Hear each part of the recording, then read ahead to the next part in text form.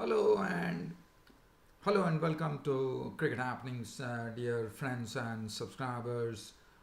This is your host Ram welcoming you to your Saturday edition of the Cricket Happenings show today.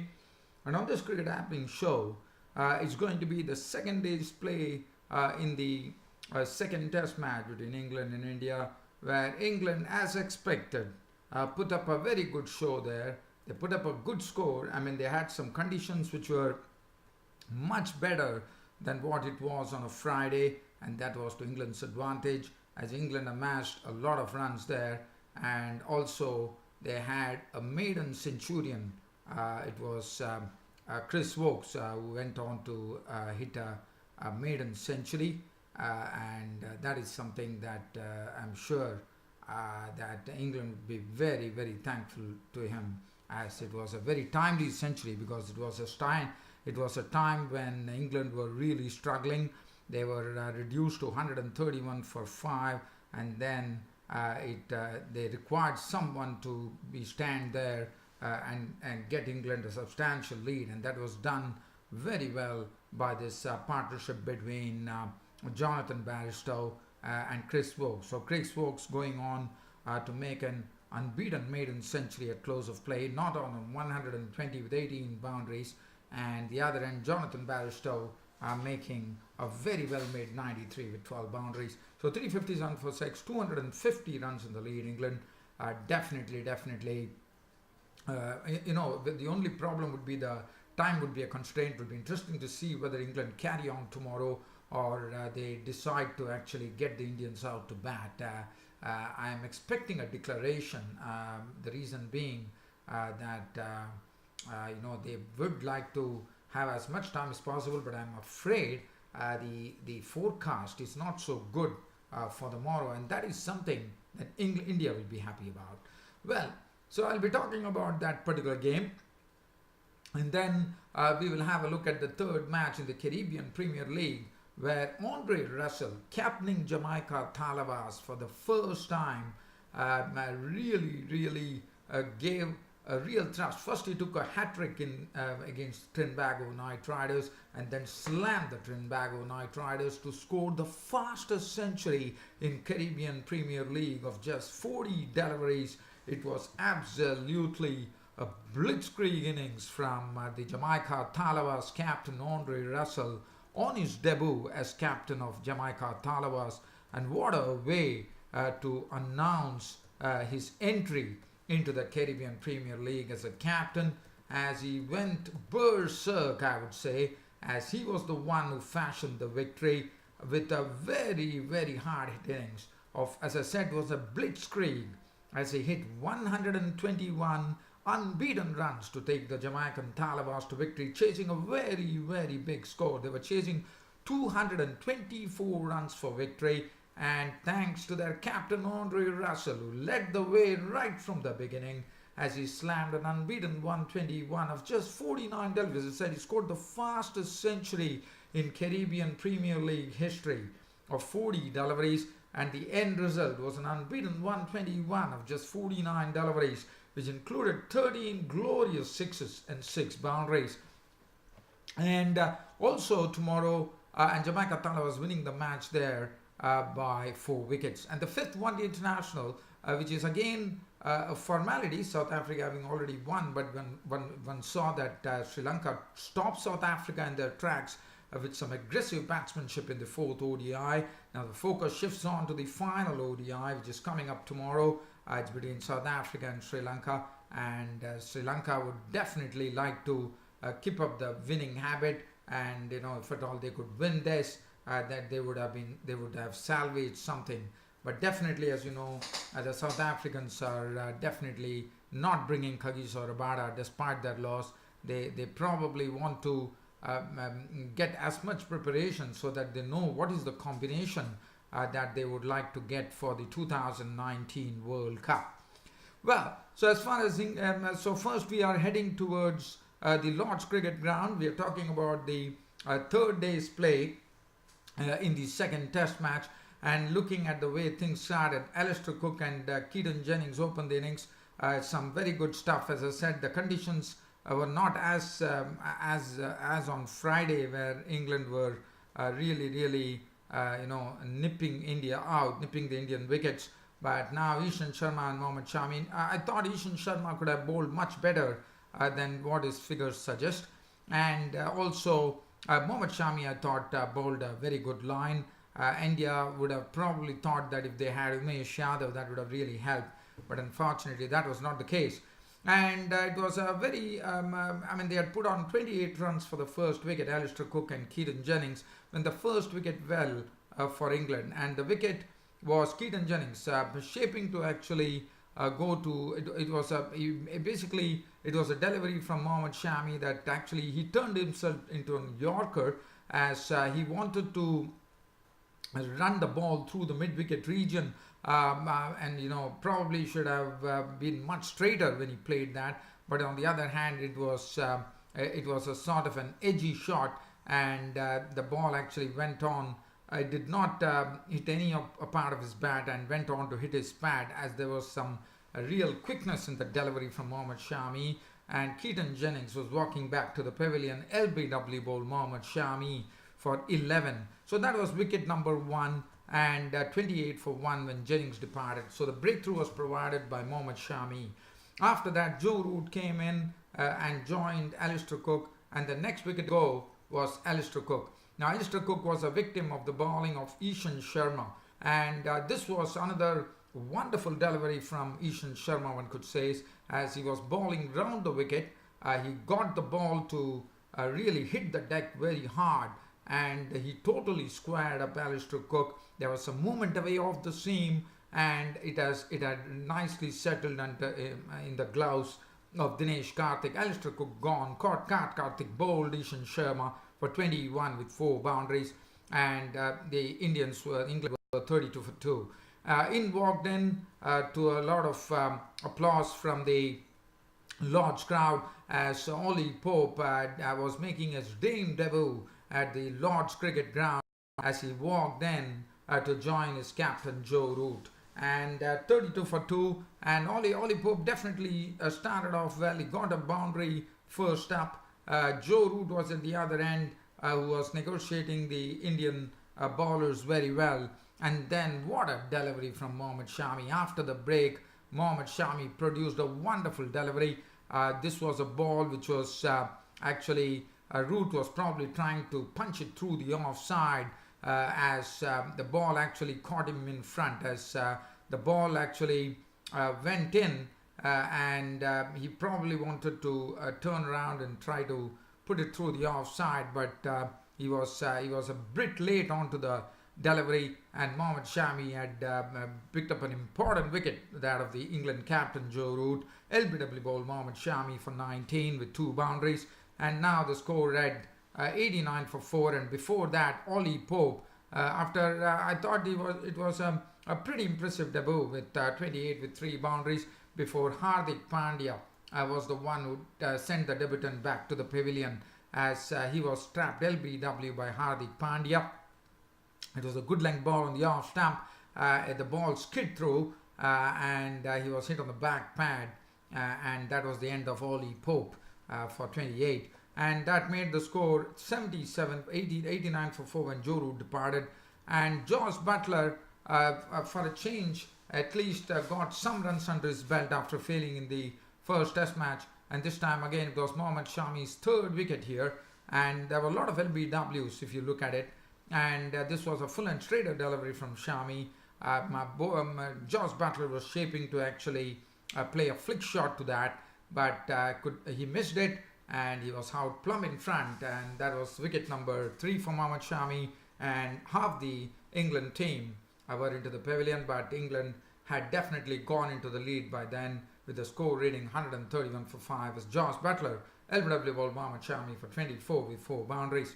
So with half the team inside, now definitely India would have tried to go on for the kill, as they had Chris Woakes playing in his first test match against India, walking in, and Jonathan Bairstow at the other end was looking pretty sharp at that stage.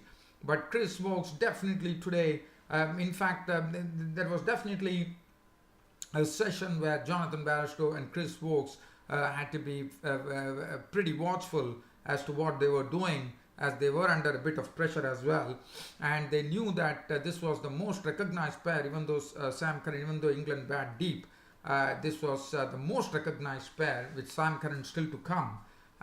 So Jonathan Bairstow and Chris Woakes decided to just take their time a bit, but once they settled down, everything came on easy. Ishan Sharma tried a few things to bounce Chris Woakes out by hitting the deck hard, but Chris Woakes definitely climbed into Ishan Sharma after being tested a few times, and he started swatting him through the square leg region for boundaries.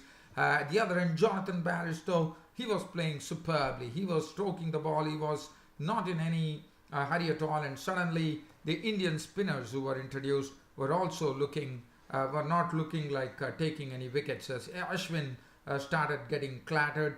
Hardik Pandya, Kuldeep Yadav also could not get a handle on the England batsman, and that was a bit surprising to me, as this partnership rode on in wonderful fashion, as they added some valuable runs. From 131 for 5, the England score went on to 320 with this particular stand. So it's a very useful 189 runs partnership between Jonathan Bairstow and Chris Woakes. And then finally Pandya coming back just before close of play, picked up just 6 overs before close of play on the third day. It was Jonathan Bairstow falling short of, and he truly deserved 100, but he was caught behind by Karthik of the bowling of Hardik Pandya for 93, which included 12 very, very well hit boundaries from Jonathan Bairstow.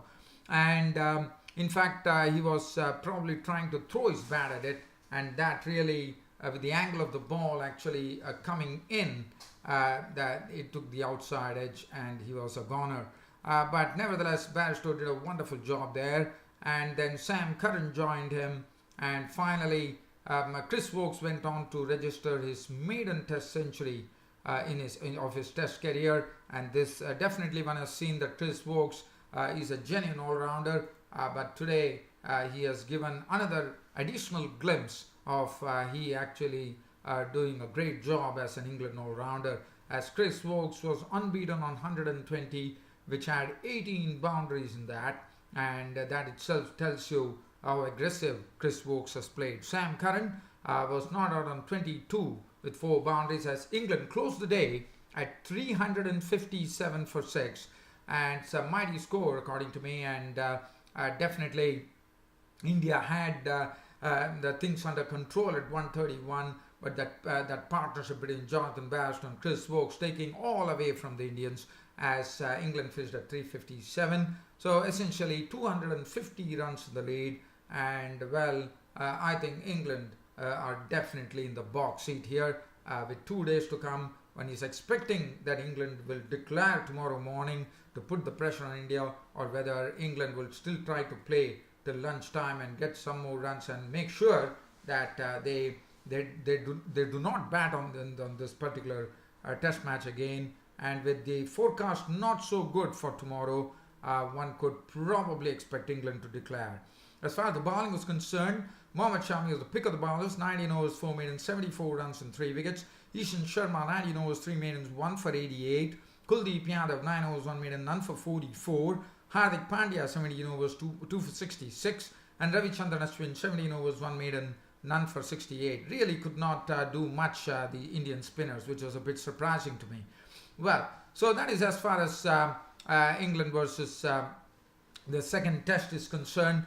Now let's have a look at have a sort of a sneak peek at the Caribbean Premier League, where the Jamaica Talawas were the victors, and Jamaica Talawas were being led for the first time by the captain Andre, the hard-hitting all-rounder from the West Indies, Andre Russell. So Trinbago Knight Riders batted first, and they raised 223 for 6 on the board, with Sunil Narine out for 7 of 6 deliveries, 1-4.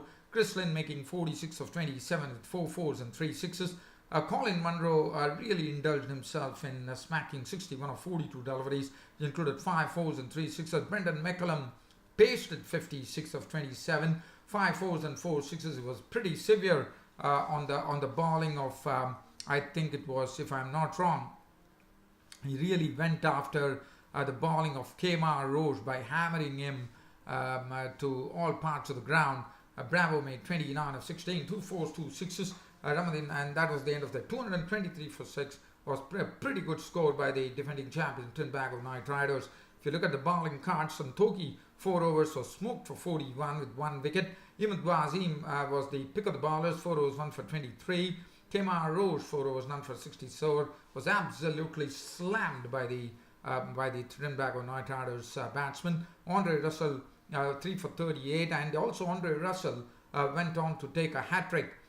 So this was his first hat-trick in CPL. Adam Zampa 1 for 35 bowled well, and Roman Powell 1 over which got slammed for 18.